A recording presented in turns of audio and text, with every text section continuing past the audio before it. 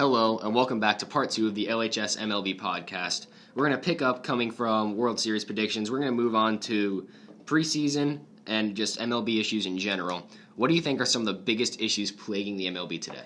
You have veterans coming up, and then you also have rookies, but I think the main thing is age.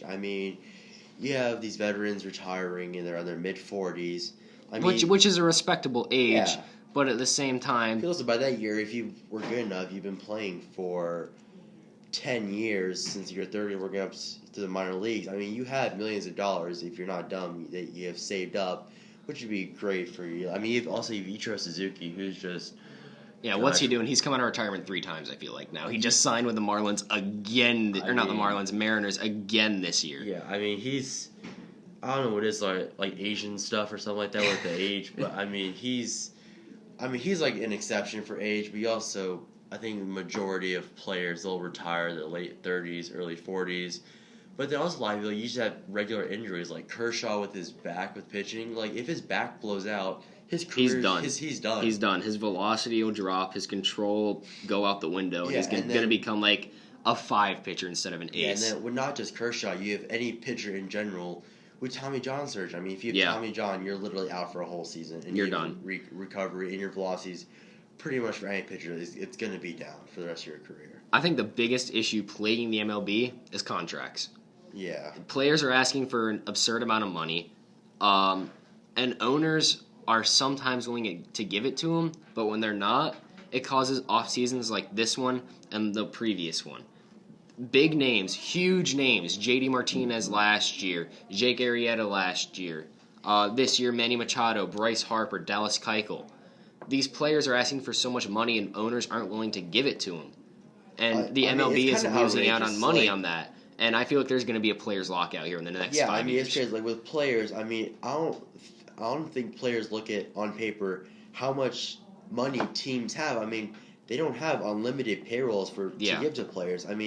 Players are requesting for these humongous contracts, when some of these teams don't even have the capability to give the contracts, even if they wanted to. I think it's the biggest issue. These players just... you have football, you have basketball, where it's not like... You don't see a basketball player getting signed for $300 million every year. Baseball players are probably the highest paid athletes, but the thing is, they play 162 games a year in the regular season. So, I can see where that's coming from, why they want all that money. But $300 million to play a game...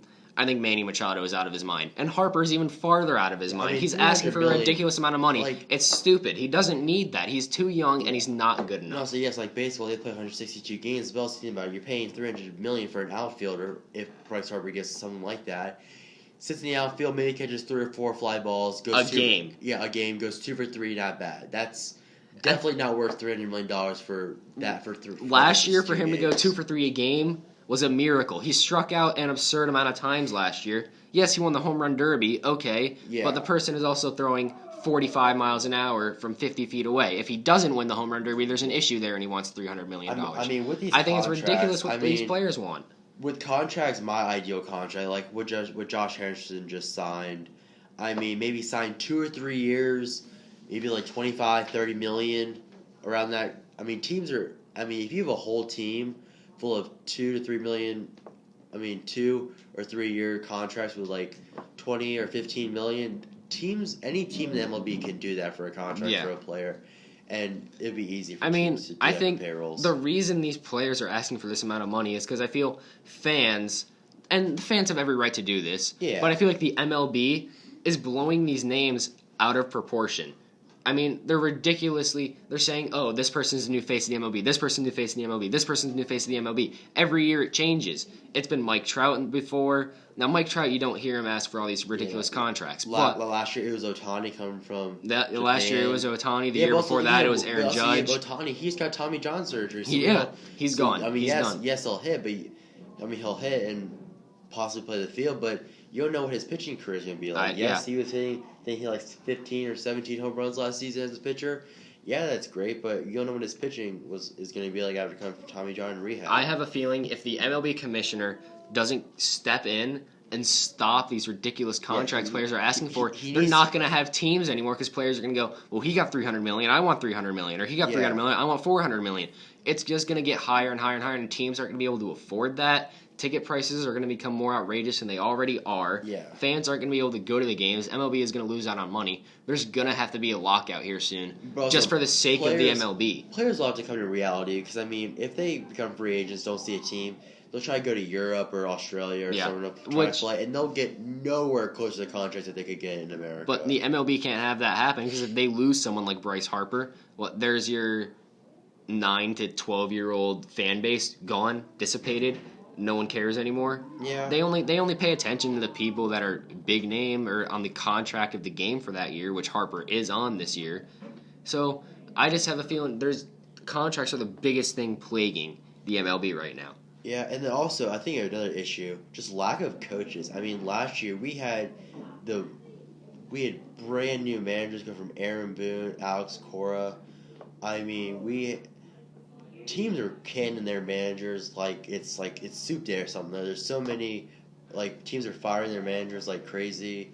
And I don't think it's the manager's fault when players ask for this ridiculous amount of money and then don't perform. You have to look at the GM and the owner. You can't look at the manager. The manager can't play the game for him. Manager can't control how good they are. You signed this player, now the manager has to work with it. You can't fire the manager for working with it to the best of their ability, but they made a bad signing, and it's the manager's fault. Gone. Yeah, no, it's not the manager. I think it's the owner itself, like the Yankees. Like last year, Brian Cashman, dude, he's a retard. I mean, he was making all these deals with Giancarlo and everything, and then he's making these choices with management and infielding and just choices financially.